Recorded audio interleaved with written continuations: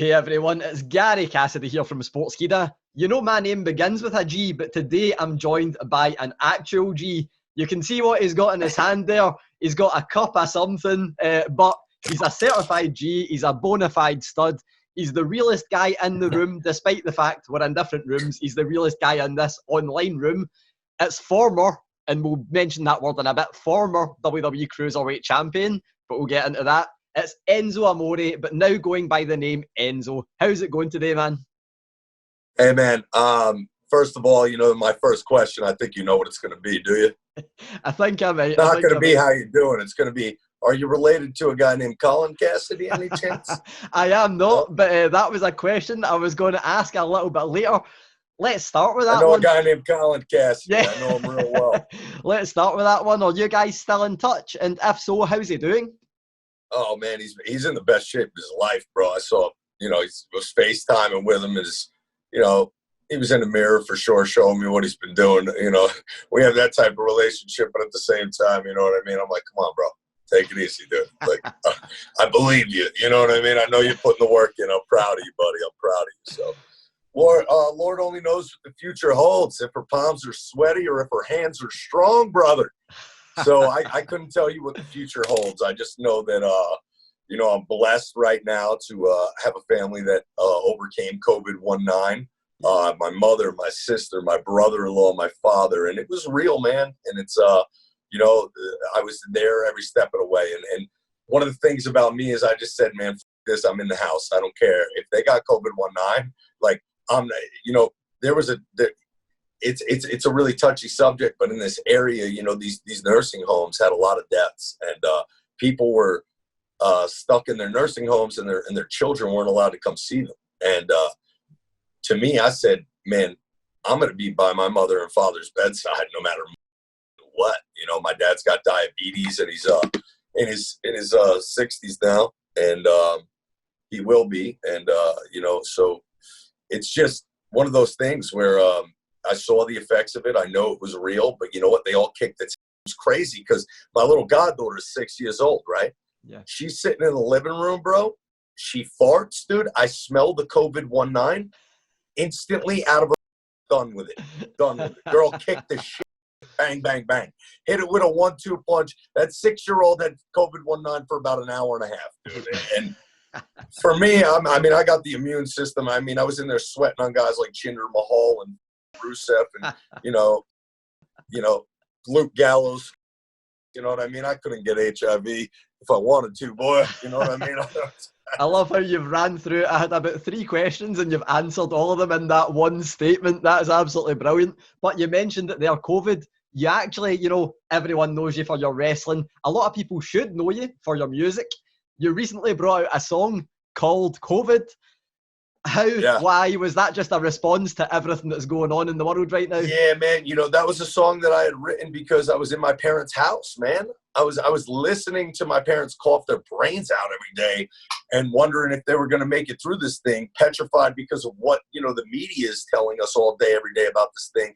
Deaths have gone way down. We're all fortunate. I hope that they open up the country more and more soon. I'm not a doctor, though, so I'm not going to go down that road. But at the end of the day, man, you know, I was sitting there dealing with this firsthand in New Jersey, where it struck as hard as any place in the Northeast. And I just said to myself, you know, I got to make this record. And I've been working on rock music now for about a year. So this was just an impromptu. I got to release this before I release any of my rock music, before I release any of this new rap music, before I come out with the videos. And then I just made bare bones, you know, out of it. I just said, you know, here's the situation. I'm stuck in my parents' house. Now that things are starting to ease up, you know, they're starting to tell us we're allowed out of our house, you know, but you got to wear a mask. And they're starting to make these new rules. And I'm like, okay, I got a gimbal. I got a GoPro. I got, you know, I got a Sony camera. I got another camera. I got a guy who, you know, knows how to edit. I know how to edit. And we just did this ourselves out on a whim in a day's time. I made the song, and 2 days later we made the record, because I have a boxing gym, music studios being built out into the boxing gym, right? Ah, yeah. Yeah, and I got to give a shout out to an Irish immigrant, James J. Braddock from North, by way of Ireland. I'm an Irish citizen. I got my passport. I'll show it to you if you want me to. How you doing? My boxing gym, a piece of the ring canvas is on the statue for James J. Braddock at James J. Braddock Park right here. This is Cinderella Man. Russell Crowe played him in a movie, coming out of the Great Depression. This guy, fought through adversity to try to, better himself in the situation he was in for all the people around him. And the only way he knew how to do it was to put him up, fight. And nobody thought he would do it. And he got in there and he did it. So it's like, he went to the Madison Square Garden. I'm a kid that grew up right here. I got a boxing gym that means more to me than anything in the world. The community right here that I live in. I'm a guy who, in life, when I walk down the street, people go, "How you doing?" And that's all I ever wanted to be. Like, I did it. Goals, check. It's done. And it's great. And I'm only 33. But, Christ did his best work at 33. And I plan on doing my best work here. And I ain't going nowhere, dude. The good die young. And I'm a bad. Well, man, I don't think you could have said that any better. That has made me, I was already really, really excited, really hyped to see you back in the ring as well as doing your music. So we need to talk about that. You mentioned you're going to be doing your best real work. Quick, give me a follow at Real One on Instagram and at Twitter. Thank you guys so much for the support. As far as, the name discrepancy, people get confused sometimes. Like, Real One is my music, okay? Yeah. Enzo is my pro wrestling. All right, my persona in pro wrestling. You can always call me Zo still. You can still call me Zo. You can call me Champ. You can call me, Real One. You can call me Eric. Just don't call me late for dinner, man. Amazing. Well, we know that you're going to be back in the ring. Everyone, I think, has seen that iconic video that's got you holding up the Cruiserweight Championship. Man, I need to ask, are you actually going to be defending that title? Is that something you're going to be taking to rings and competing? Let's just say, like I said earlier, man, Lord knows what the future holds. Just know that I have the title. I'm the realest champ in the room. I never lost it. I pride myself so much in being a real one. And in the pro wrestling world, I'll never forget, I have a story that makes things simple, so I don't have to buzz through, okay? I was in pro wrestling in 2012, came out of YouTube. I had no idea what was about to happen, okay? No idea, right? I get the opportunity of a lifetime. I've got the Shawn Michaels tattoo of the heart when I was 17. It was like my favorite logo, and I loved him. So, like, it wasn't like something that I was, like, overly infatuated with. Shawn was out of the business at that time, and Stone Cold was out of the business, and The Rock was pretty much out of the business, the guys that I idolized. And I with John Cena heavy in high school, so I went to Springfield College in Massachusetts, and I met John Cena. I asked him how to be a pro wrestler, and my coaches there, Coach DeLong, knew that I was basically coming to college to be a pro wrestler. And I just wanted to meet John Cena and ask him how I could get there.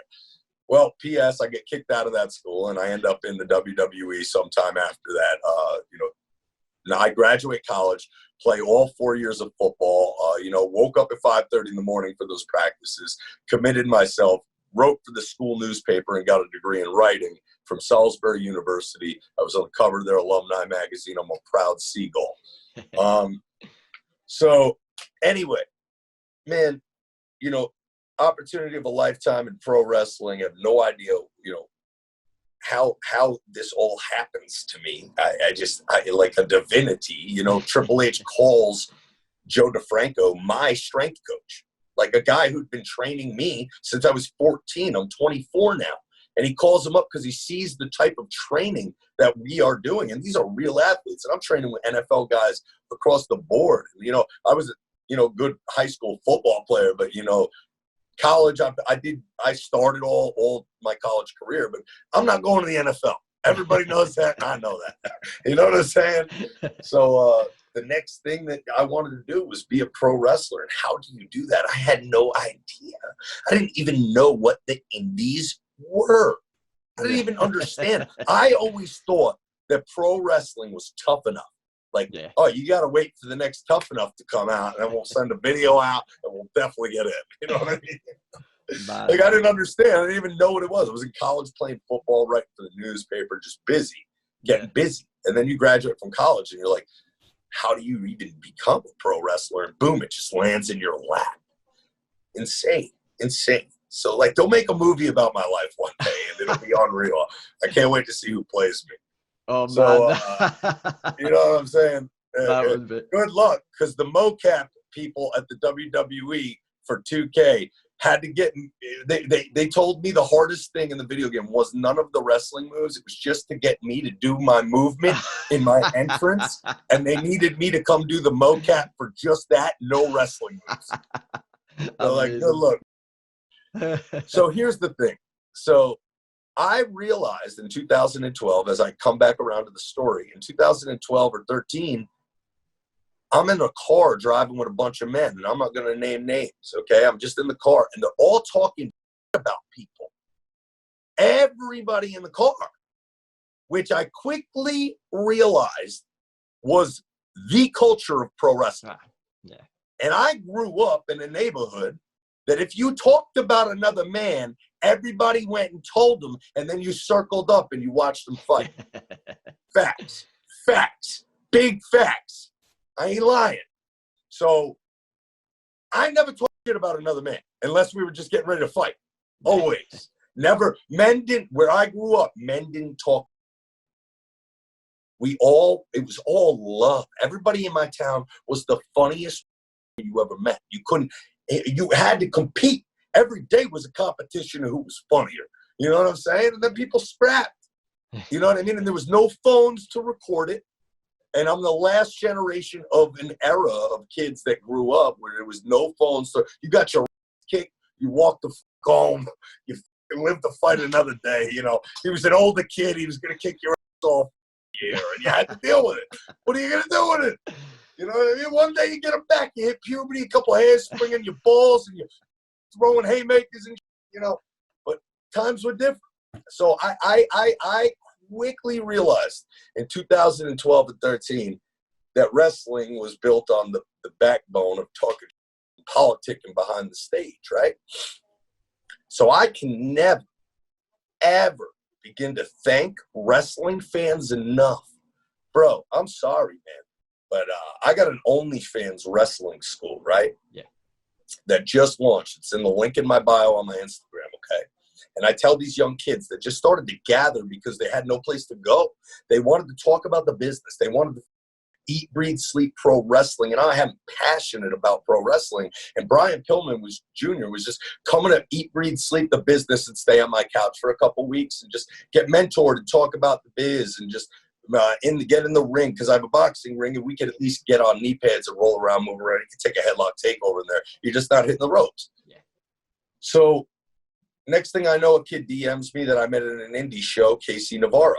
Casey Navarro's like, yo, man, I saw you and Pillman running through North Bergen. Can I come hang out? And I was like, yeah, bro, every Thursday for the next month and a half, gatherings by the mass. Just keep coming to my boxing gym to work out and get in the ring and just do a private workout. And we started filming it. And then Nick and Nate Diaz manager, Kevin, shout out Kevin, XO, he hit me up and was like, yo, OnlyFans are making millions of dollars on their platform, and they hit up Nick and Nate Diaz to do like an MMA tutorial type vibe that they didn't really want to do. And their manager was like, this would be perfect for wrestling.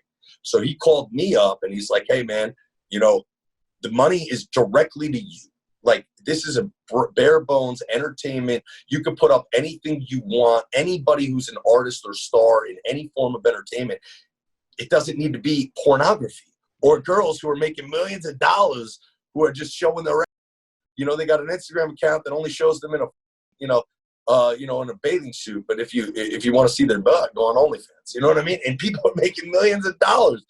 So I just said, fuck this, man. That ain't my MO whatsoever. I'm just going to show people some business, little tidbits that I learned in going through the Harvard process of going from a guy that people will never give the credit where credit's due. I mean, you look at the roster right now, all right? I came in the doors with the only people that are left for my class were Charlotte, Mojo, who played in the NFL, Baron Corbin, who played in the NFL. And I made it off of moving truck, dude. I was working on a moving truck. So I saw hundreds of people come through those doors, man. And I never had a match in my life, and I got lucky as hell. So the reason why I say this is Enzo is a guy who never, ever, ever talked about people in politics, got involved in the gossip, knew anyone on the dirt sheets, had an independent background, knew the culture before he got there. And it worked well for him because why? I was the realest guy in the room. And when I walked through the curtain, I wasn't fronting. So the fans knew right away. And they had my back because you couldn't fake what was organic. And then they would be chanting at these NXT shows. I'd be backstage, not booked. They'd be chanting, the greatest crowd that maybe ever existed. At least I'm very biased, in Orlando. You know what I mean? In Orlando, that group of people. So what happened was me and Cass built our brand by being gracious. After every NXT show, me and Cass stayed after every show and gave a free meet and greet and signed every piece of anything that anybody had, from Cocoa Loops all the way from, Cocoa Beach to Miami to Jacksonville to Pensacola. We built a brand for 4 years, really, in Florida. But how did we do it? We did it graciously. So when we came out through the curtain or weren't booked, the fans who were in that arena were just going, "How you doing?" Me and Cass were sitting backstage like, "Oh, bro, we're going to get in trouble?" Like, we're scared. Like, we're scared that we're going to get heat. You know what I mean? And we don't even know it. Next thing you know, we're getting booked out there with Ryback and John Cena and dark segments, and the crowd just gave me an opportunity all the way through the WWE to never have to politic, because they were always going to be chanting for me and reacting to me and Cass, and we had the best jobs ever in just being this tag team dynamic duo where it was about the story, not the wrestling moves or the match. And if people ever got to see, some of the stuff that I'm doing on OnlyFans with these kids, they will understand that I was playing a character. Enzo Amore was a character, all the way from the babyface that took the crazy bumps and never got a move off in his career, and tagged the big guy in who cleaned it up and threw me on top and you cheered for it, all the way up until the heel that begged off like Ric Flair wearing Gucci shit that you couldn't afford. These Jordans on my feet. That was a heel version of this character. You know what I'm saying? Yeah. So it was crazy to get fired in the turmoil when I had more heat than anybody in the business. Yeah. You know what I mean? I had more heat than anybody in the business, which is what they love, what they tell you to do. Why I was in the main event, of the 25th anniversary of Monday Night Raw that got rewritten. I was in all 3 hours of that television show, and they had to rewrite it at 4 p.m. So, I, in essence, had the biggest blessing in the world because the fans had my back throughout my entire career, and I didn't have to bury anyone, ever. And I was always down to lay down on my back 1, 2, 3 and look at the lights. And if you were a guy who, wasn't maybe ever seen on TV before, I was like the perfect guy in NXT, me and Cass, to get you guys seen on television and take all your moves. You know what I mean? So I would be the guy, if you had new moves and you were doing shit, it was like, do it on Enzo. Before you get the Finn, do it on Enzo. You know what I mean? That's the one thing I remember you mentioned there, the crowd in Orlando. The one time that I remember going, man, that's loud, was when you guys were in London for NXT TakeOver, and the crowd were chanting and singing, and that crowd was insane. That was ridiculous. I think that's probably why we're talking right now, and you probably have a different garnered respect for what NXT was back then. Yeah. And that crowd. I don't know what goes on these days because I don't watch NXT at all. I can't. I don't know if people know it, but I invented NXT. If you guys can tell me what the X in NXT stands for, then you can come talk to me. Until then, shut the up. Amazing. I've got one, we're going to talk a little bit about Gallows and Anderson, but I've got one final WWE question before we chat about that. Everyone always wants to know about Vince McMahon. I want to know, what are your thoughts on Vince McMahon? As far as Vince, Hunter, Stephanie, like, I can never talk badly about people that gave me the opportunity of a lifetime. My thing is that everybody goes and buries these people that worked for them in the past. And my thing is, you know what you're getting yourself into when you sign up for that job, you idiots. Who are you to complain? You signed a contract and sold your life for an opportunity. When I sold my soul to, you know, what it was to be a pro wrestler in the WWE, I knew very well that I was going to be getting, you know, and that's just what it is that he's one of the greatest businessmen that ever lived, Vince McMahon. So I admired out of him, and I admired the out of Hunter, who never slept.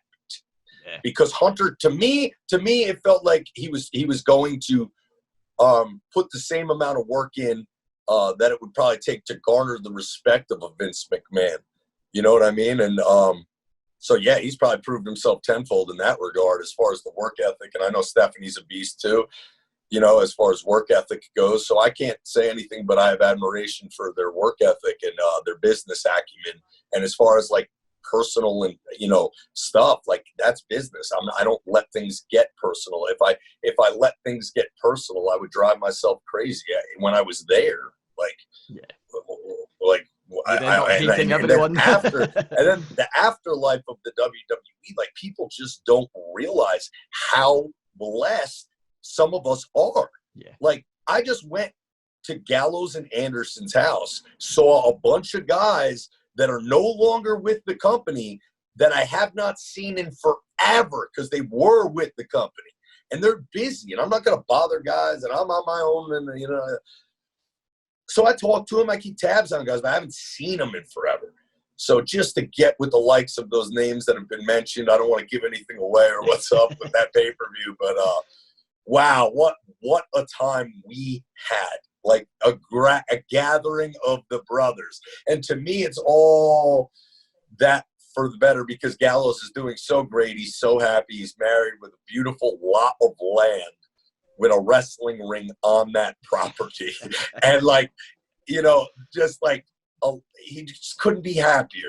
And that's the truth of the matter is we owe it to all the fans that give us these opportunities that like follow us on our journey post WWE. Like I've been making music for rent money for 3 years now. People don't realize my music pays my bills and I have millions of streams. Whether you like it or not, I'm trying to go this direction. And I know that I have fans in pro wrestling that will either never come with me in this regard or fans that are new fans that I've garnered through music that heard my song Grace that were going through something and just like, hey, I can't even tell you how many DMs I've got from incredible people that I couldn't tell you how heart-wrenching it is that I wrote a song about my grandmother right before she passed away, Grace. You know, and that's the thing about my music. It's real. It's like I'm going through COVID-19. So I write a song, you know, COVID-19 anthem. It's you COVID-19. When I wrote Grace, it was a different time in my life. I had gotten fired. I had lost my dog, you know, and then I had just driven across the country to be with my grandmother who had congestive heart failure. And when I sat down with my grandmother and I watched her go through this pain and this agony and just the way she, you know, went out so gracefully and with grace and just, you know, appreciative of having 34 grandchildren. She was a matriarch. Yeah. Like, and her last name is Lyons, Lyons. She comes from Ireland, baby. And that's why her mother was sold as a slave to a Canadian family during the potato famine. And as a slave, the people who took her in really bought her as a slave, but let her like free. Like, here, you work for us, but if you want to move or go somewhere, you can until things get better here. So she saved up her little money and she moved to West New York, right here on the Hudson River, looking at New York City, where she had my grandmother. This is where she's born. So I'm, you know, grandfather from Ireland, you know, so that's how I got my passport. And when we walk into, you know, overseas, I'm walking around, I'm looking at property, dog. Like, where am I by, bro? I'm a European citizen, baby. You know what I'm saying? Hopefully we'll see you over on the UK soil then doing some wrestling in the future. That would be great. But yeah, you know, to that point, man, I'm back at it in that gracious regard of fans that just, man, I spent 3 years away from, you know, wrestling endeavors that weren't LA or New York City. Yeah. I was LA and New York City for the better part of these past, better part of 2.5 years now. So I'm going on 2.5 years now, just basically making music. But I did have the opportunity of a lifetime that I don't know when it's going to come again, because LA is a war zone. I don't know what's going to happen there. But we ran the first ever wrestling show at the Comedy Store. I had the first ever wrestling match in that building with Brian Pillman Jr. And I do believe that we're going to get some Sex Ferguson, some Chad Too Bad, and some Chico. The guys from Talking Shop are going to make an invasion. I just feel it coming. The Comedy Store is a new territory, boys, and I run the territory. Okay, alongside Chris Burns, Tony Hinchcliffe, we run the territory of Sunset Boulevard with me. Okay, so just to provide comedy and pro wrestling side by side, I think is one of the most brilliant things that you can do, because pro wrestling is simply that, entertainment. It's allowing yourself to suspend disbelief and watch something that just let go of yourself for a minute, because this ain't real, So, I mean, the pain is real, boys. Chair shots are real. Everything's real. It hurts. And these guys pulled no punches in, what I witnessed at the graveyard, and that graveyard's on Gallows property, boys. To watch a man shine with an entire production company with actors and scripts and just sitting there like drinking Bud Light in a Sex Ferguson costume in his property, just with hundreds of people around, just, in gimmick costumes. I literally will let you people know that I literally made it a point to go out and give the worst promo of my life. That sounds like reason alone to watch Talking Shop Mania, to hear the worst promo ever from Enzo. The worst promo Enzo's ever cut is on Talking Shop Mania. It's for certain. For certain. I've only got a couple of questions left. They are both about Talking Shop Mania. The first one's a simple one. Why did you do it? Gallows and Anderson, they come to you and ask you to be on the show. Why was it a yes? Well, let's see. I've had 3 wrestling matches outside the WWE, and if I'm honest with you, bro, Brian Pillman Jr., I met him when John Moxley was wrestling Dean Ambrose. Yeah. As John Moxley for the first time, you know what I mean? So Big Cass wrestled John Moxley at Six Flags Great Adventure for Mike Lombardi. Shout out Mike. I know he just had a birthday. He wrestled him, and I had never worked on the indies in my life, but here I am at Six Flags Great Adventure with a meet and greet line that's as long as you could ever imagine. It's like Mick Foley, Dean Ambrose, Renee, Booker T, Enzo, and Cass. And the card is great, and the wrestlers. So I meet Brian Pillman Jr. right there and around that, and I see him, and I just loved his look. The craziest thing is I saw a picture of a guy that just on I don't know where, doing a springboard clothesline with a blonde mullet that looked great, and he looked great, and I was like, who the f*** is that? Because it was on an AEW Dark or something, and I was like, Brian Pillman Jr., he's got a son? I was like, holy, he was one of my favorites. Yeah. So I meet him at a show with Ambrose and Cass, and he says to me, bro, my dad, I'm following his footsteps, you know what I mean? I'm gonna wrestle, blah, blah. I'm like, that's the coolest thing in the world. And so what an honor and pleasure to meet you, you know what I'm saying?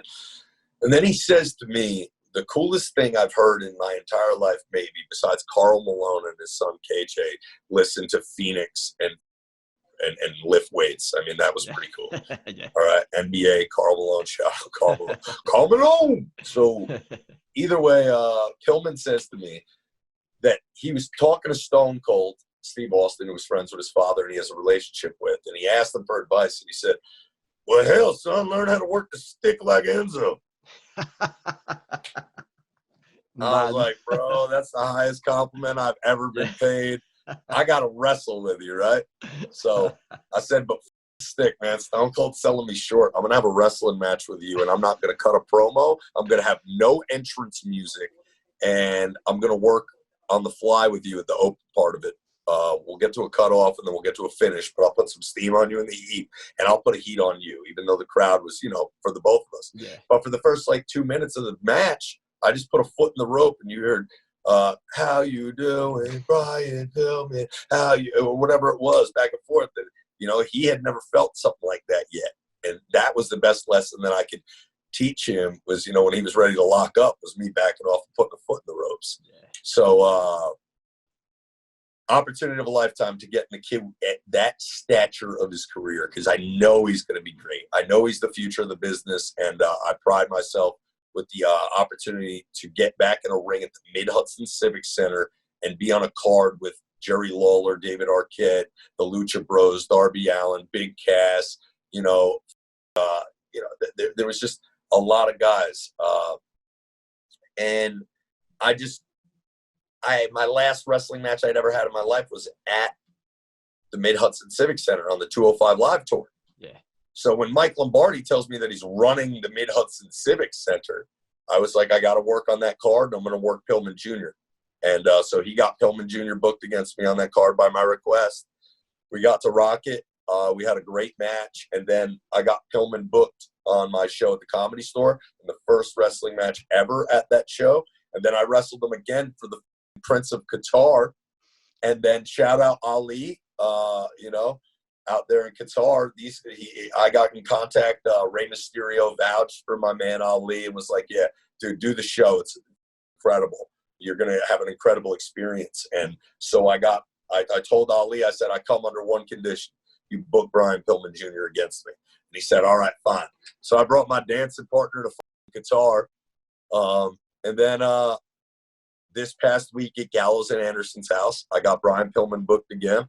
Said, "Pillman, get your down here." And as I'm there, I meet again Ricky Morton and Kerry Morton, who I have a relationship with, who I speak to on the internet. And when I see them, they're wrestling Brian Pillman Jr. on Friday, and they don't have a tag team partner for Pillman yet. That's how I ended up back in a wrestling ring. Why did I bring the title with me? Because I went to Gallows and Anderson's house to do talking shop. It's a goddamn rib, right? You know what I mean? Like, guys, it's a rib. So when I found myself out in Tennessee where the world was open and people were doing meet and greets and having wrestling shows, I was like, man, I'm not missing out on this fun and going back to New Jersey, stuck in my house where I've been for the past 5 months. Yeah. So I wrestled Ricky Morton, Kerry Morton on the fly, okay? On the fly. With Brian Pillman Jr., it was listen, it wasn't it wasn't a 5-star match, people, but it was what it was. And what it was real, and it was fun, and I had a blast, and the people loved it. So if you listen to the crap, then you know what a good match is, people. And we got a hot tag from Ricky Morton, and the only thing I knew was the finish going into this. And I'm like, yo, man, listen.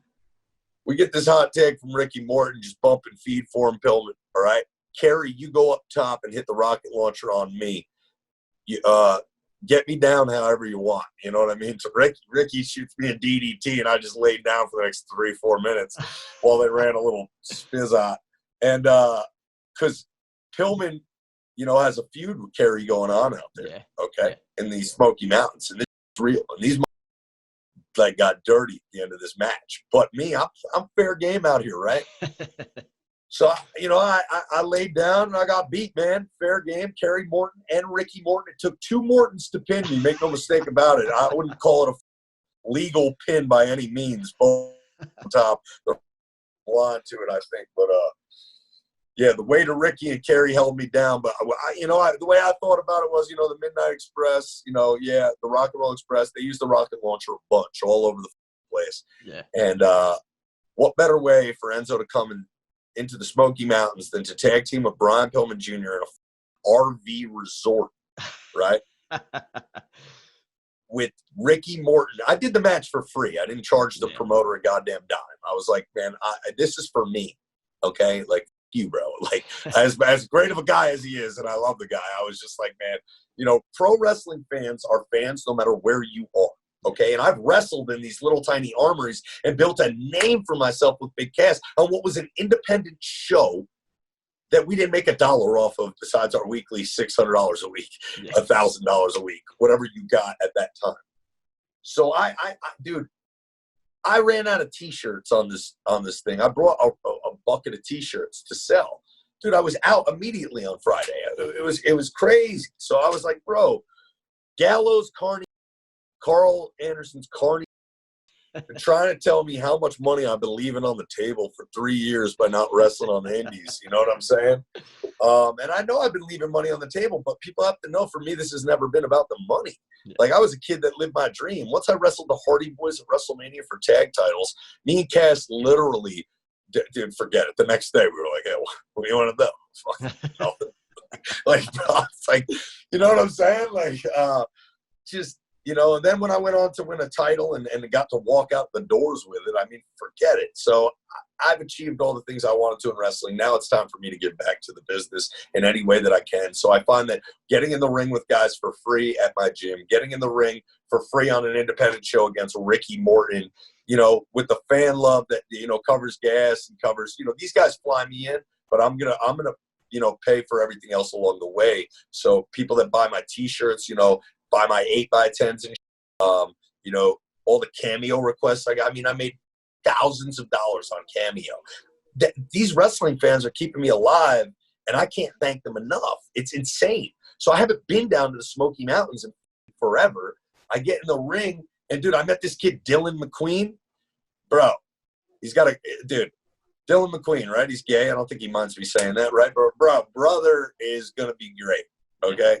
And I caught him in this little – so I just went to watch Brian Pillman on Thursday night wrestle because I was at Gallows House Tuesday, Wednesday. Thursday, there's a show in Tennessee. Pillman's on, so I'm like, I'll ride along.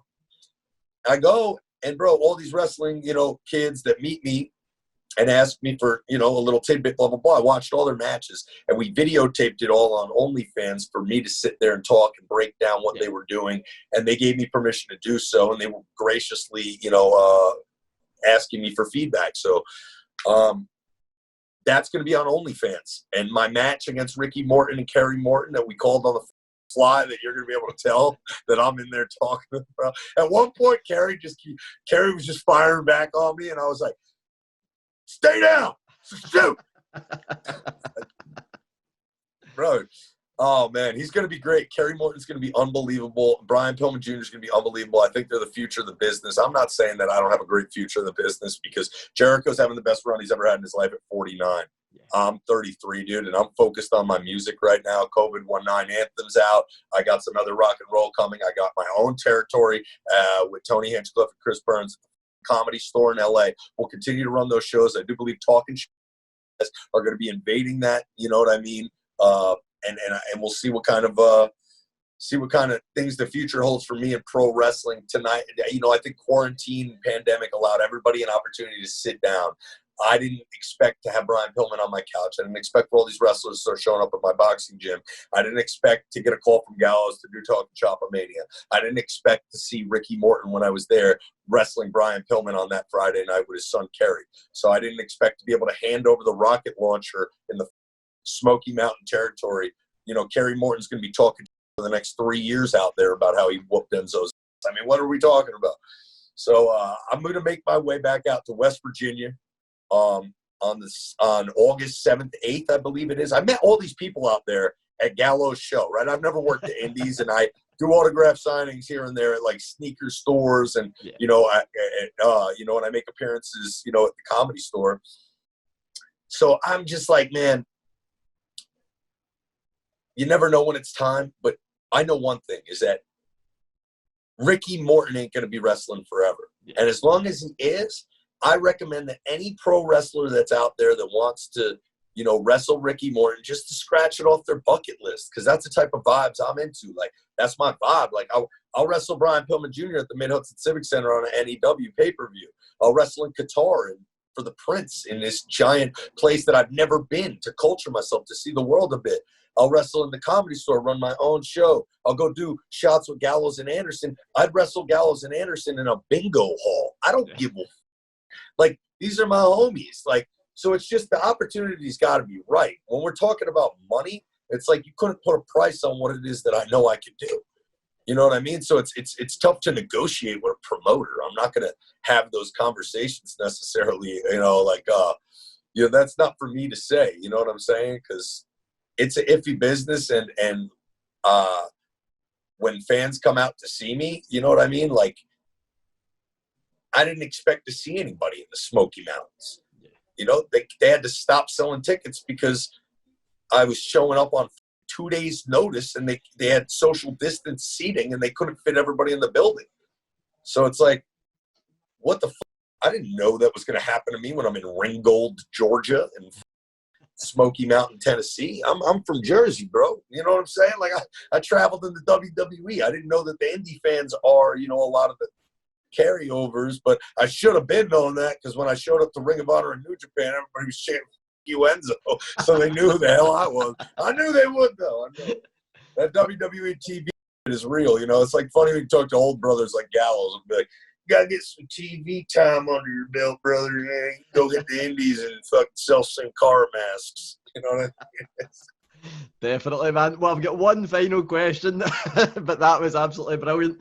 One final question. I think you might have mentioned it earlier by saying your promo, but for anyone who's undecided on downloading Talking Shop for streaming it on August 1st on Fight TV, what is the one reason why they should watch Talking Shop Mania? On a shoot, I've witnessed Gallows and Anderson, backstage be these guys, basically Sex Ferguson and Chad Too Bad.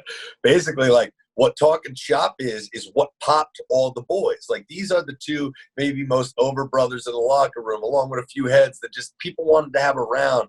When they were having a beer in the back of the bus on tour, Gallows and Anderson are going to be popping the boys, and so are Enzo and Cass. Not no more, but Cass is off the bottle. Enzo's, I smoke on my CBD, guys, whatever you like. But at the end of the day, man, it's all good fun. No harm, no foul. These guys are great guys. They have their heads on straight. They enjoy themselves and want to have a good time. And it's not a good time all the time with these guys. It's like every second of the day. They're good brothers. So that's why we call them Good Brothers. And that's just the moniker that I think they established by being who they are.